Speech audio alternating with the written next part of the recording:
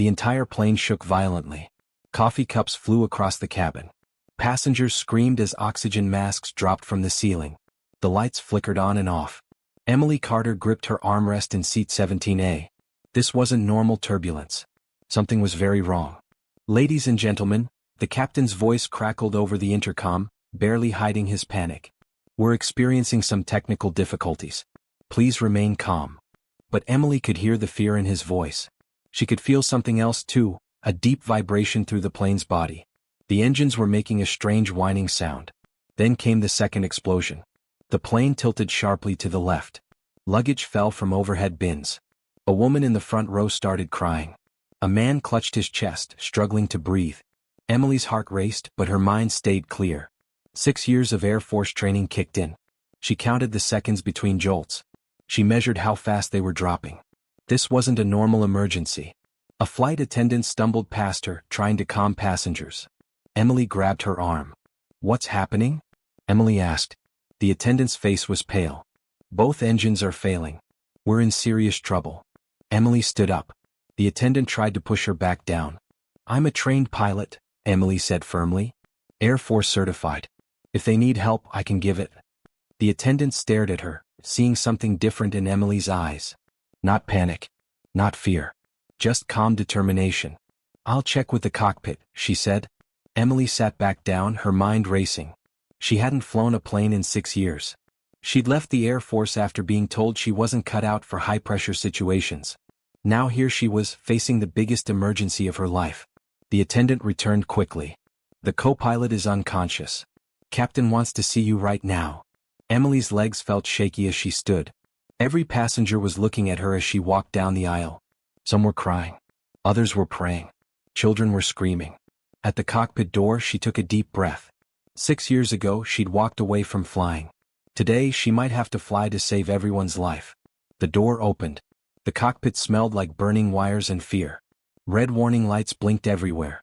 Captain Doyle, gray-haired and sweating, looked up desperately. "You're the passenger?" he asked. "Emily Carter. Former Air Force pilot. You called for me." He pointed to the co-pilot's seat. The co-pilot was slumped over, unconscious. He passed out from the pressure. "I need help." Emily slid into the seat without hesitation. Years of training flooded back. Though this commercial jet was bigger than the plane she'd learned on, the basics were the same. "What's our situation?" she asked, putting on the headset. "Both engines are dead. Autopilot is gone. Navigation system is broken. We're losing altitude fast." Captain Doyle wiped sweat from his face.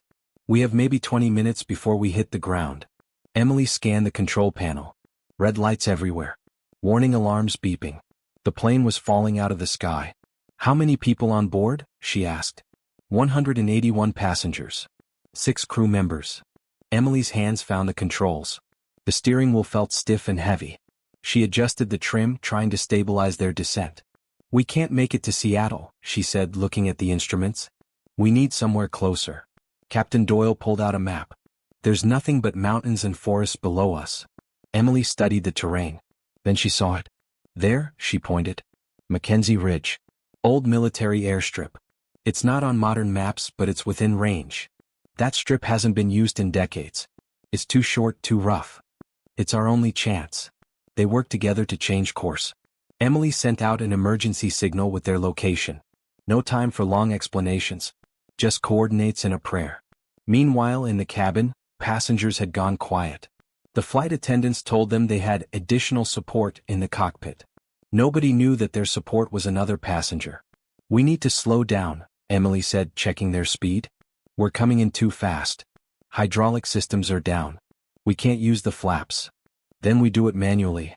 They worked frantically, adjusting power to the stabilizers. The plane shook with every change. Emily could feel they were flying too close to stall speed.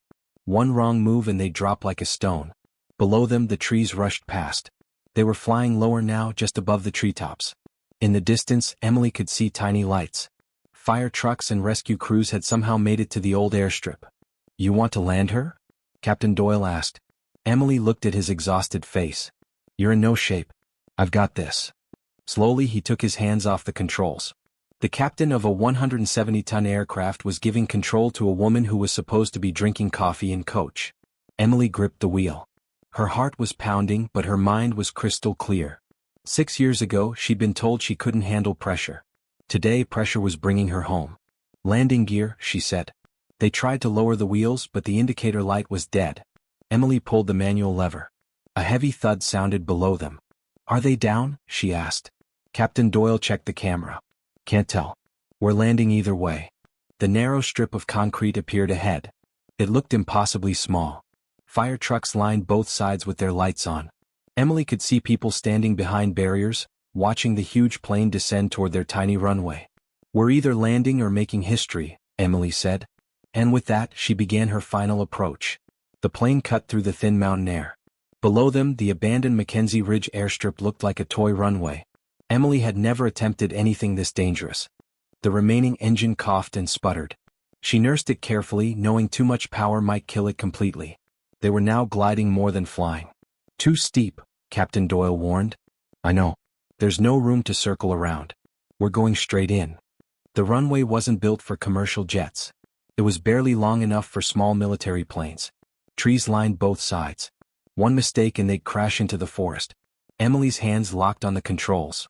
She'd been told she was too emotional for crisis situations. Today, emotion was her strength. 3 miles out, the makeshift runway came into view. Fire trucks and rescue teams provided the only lights. Civilians watched from behind police lines as the massive aircraft approached their hidden town. Alarms wailed in the cockpit. Stall warnings. Low-altitude alerts. System failures. Emily turned off the noise. There was no time for warnings now. Do you need me to? Captain Doyle started. I've got it, Emily said firmly. In 25 years of flying, he'd never seen anyone take control like this.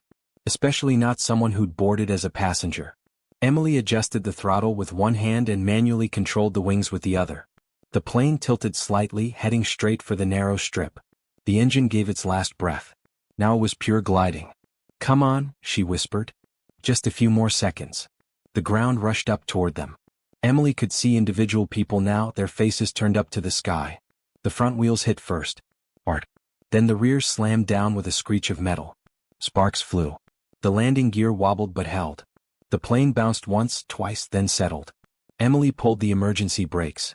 Smoke poured from the wheels. The aircraft skidded down the runway, tires shredding from friction. Passengers screamed as they were thrown forward. The plane slid for what felt like forever. Then, with a final shudder, it stopped just 40 feet from the trees. Silence. Then, from somewhere in the cabin, a child's voice. Did we just land? The plane erupted in cheers. People cried, laughed, and hugged each other. Flight attendants collapsed in relief. In the cockpit, Emily slumped forward, her hands still on the controls. You just did what most pilots couldn't, Captain Doyle said quietly. You didn't just land the plane. You saved everyone. Emily couldn't speak yet. Her brain was still catching up. Outside, rescue workers rushed toward the plane. Inside, 181 passengers were alive because a woman who was supposed to be sipping orange juice had taken control when no one else could. She had done the impossible. Emily sat in the cockpit for several minutes, unable to move. Her hands were cramped from gripping the controls. The plane was silent except for the sound of passengers crying with relief. We need to get everyone out, she finally said. Captain Doyle nodded. Emergency exits. Let's move. Outside, firefighters sprayed foam on the overheated engine. Paramedics prepared for the worst. But when the cabin doors opened and passengers began sliding down the emergency chutes, they were walking, crying, and hugging each other. Emily helped guide the last group out. When she finally stepped onto the cracked concrete, a cheer erupted. Spontaneous. Raw. Human. Passengers pointed at her. Some tried to hug her. Others just stared in amazement. She was the passenger who had saved them all. Are you injured? A paramedic asked. Emily shook her head. Check the co-pilot first. He's still unconscious. She stood there, surrounded by chaos. Helicopters arrived. News vans raced up the mountain road. Reporters pushed against police lines. Captain Doyle walked up beside her. They're going to want your story. Your name, your face, everything. Emily looked at the damaged plane behind them. Burned rubber marked where they'd skidded to a stop. The landing gear was bent but intact. It really was a miracle. They're calling it the landing of the century, Captain Doyle added. In 30 years of flying, I would never have tried that. I would have crashed in the trees. Emily finally looked at him. You brought us down far enough to try. That mattered. But you were the reason we all walked away. A reporter approached with a microphone. Ma'am, is it true you were just a passenger? Emily turned away. No interviews. Not today. She found a quiet spot by a fire truck and sat down. Someone handed her water. Her hands shook as she opened it. She'd done something impossible. Something that even experienced pilots said couldn't be done. But she'd done it not in spite of being told she wasn't good enough, but because she'd never stopped being who she truly was. By morning, Emily Carter's name was trending across America. Headlines read, "Passenger lands plane after engine failure. Civilian saves 181 lives. Former Air Force trainee performs miracle landing." Her face was on every screen. Stunned, sweaty, alive. But Emily wasn't interested in fame. She'd spent the night in a small fire station, refusing interviews and ignoring phone calls. Reporters, officials, even movie agents wanted to talk to her. A knock came at dawn. Captain Doyle stood outside. "They want us both at a press conference. The governor, FAA officials. They want to honor what you did." "I didn't do it for honors," Emily said. "I know. That's why you deserve them." The room was packed with cameras and reporters. Emily stood beside Captain Doyle, who gave a heartfelt speech about her courage and skill. Then it was her turn. She stepped to the microphone and looked at the sea of cameras. "I was a passenger," she began. "But I'm also a trained pilot. One who walked away from flying years ago because I was told I wasn't cut out for high-pressure situations. That I wasn't suited for emergencies." She paused, her voice steady but sharp. "Well, yesterday was an emergency. And I didn't save that plane alone. The captain gave me space. The crew stayed calm. The firefighters lit the runway. Everyone played a part. The room went quiet. But yes, I flew the plane. I landed it. And I didn't do it for recognition. I did it because I had to. Because people were depending on someone to act." Thunderous applause erupted. When she stepped down, people were crying. An FAA director hugged her, whispering, "You've inspired every young woman who's ever been told she can't do something." Over the next days, offers poured in. Airlines wanted to hire her. The military asked her to return. Publishers offered book deals. Hollywood wanted her story. But Emily wasn't interested in fame. What caught her attention was a handwritten letter from a 12-year-old girl in Kansas. "I saw you on TV. My brother says girls can't fly planes, but I saw you do it. I want to be like you." That letter changed everything for Emily. This wasn't just about surviving a disaster. It was about showing others what was possible. She contacted the airline. "Instead of a speaking tour, I want you to fund a flight training scholarship. For girls, minorities, anyone told they're not cut out for it." The CEO personally agreed. That week, the Emily Carter Flight Academy Fund was born. Emily made one quiet appearance at a Seattle flight school, speaking to young cadets. Her message was simple: courage doesn't mean you're not scared. It means you take the controls anyway. Months later, Emily was running her own flight academy. She avoided the spotlight but couldn't avoid her legacy. Flight schools across the country requested her as a guest trainer. One rainy evening, a teenage boy appeared at her academy. He was nervous, carrying a duffel bag. "You probably don't remember me," he said. "I was in seat 23C. I watched you walk to the cockpit." Emily studied his face. "I remember. My name's Jacob. I was flying to live with my dad after my mom died. I thought that flight would be the end of everything. But you changed it." He pulled out a notebook filled with airplane sketches and flight diagrams. "I want to fly. I want to be like you. I've been working part-time, saving for lessons, but it'll take years." Emily flipped through his notebook. She saw potential not just in the drawings but in his eyes. The same hunger she'd once had. "Ever heard of the Carter Flight Fund?" she asked. His eyes widened. "That's yours. It exists for people like you. You're already accepted. Full training covered." Jacob hugged her, overwhelmed with emotion. "You're going to fly, Jacob. But more than that, you're going to lead." That night, Emily sat alone in the empty hangar. She thought about her journey from passenger to pilot to mentor. She didn't need trophies or headlines. This was her real legacy, changing lives one quiet story at a time. A year later, a government car pulled up to Emily's academy. Lieutenant Colonel Shaw stepped out, the same man who had evaluated her years ago at the Air Force Base. "I remember you," Emily said. "You ran evaluations. I was told I didn't belong." Shaw nodded. "You were told wrong. Some of us knew it then. But the system didn't know how to value what it couldn't measure." He handed her a folder. Inside was a formal invitation to return to the Air Force. Full certification. Advanced training. Her choice of civilian or military track. "This is because of the landing?" she asked. "This is because the world saw who you really are under pressure. That's not something we teach. That's instinct. That's leadership." Emily read the papers carefully. "I'm not interested in being a symbol. You already are. But what you do with that, that's still your choice." After he left, Emily sat on her porch staring at the sky. She remembered being 16, watching fighter jets and wanting desperately to be part of that world. She remembered the day she walked away told she wasn't good enough. But now she'd landed a 170-ton jet on a broken runway using pure instinct and will. Something even seasoned pilots said was impossible. That weekend she called Shaw back. "I'm not coming back full-time. But I will teach. Not in classrooms, in the air with real trainees facing real emergencies. You want pilots ready for chaos? I'll show them what it means to stay calm when everything's falling apart." Shaw laughed. "That's the best possible outcome." The next week, Emily Carter began her new role as special instructor for advanced emergency flight training.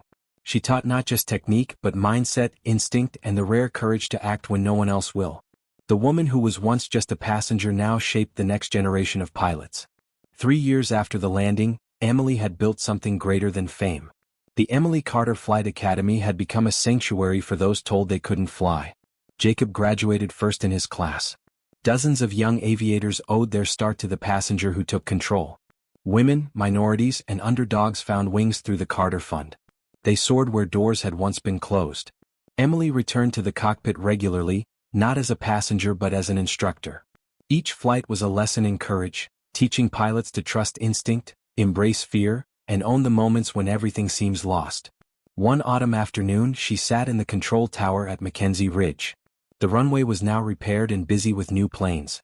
She watched a young woman taxi down the runway and lift into the sky, Jacob's sister, another scholarship recipient.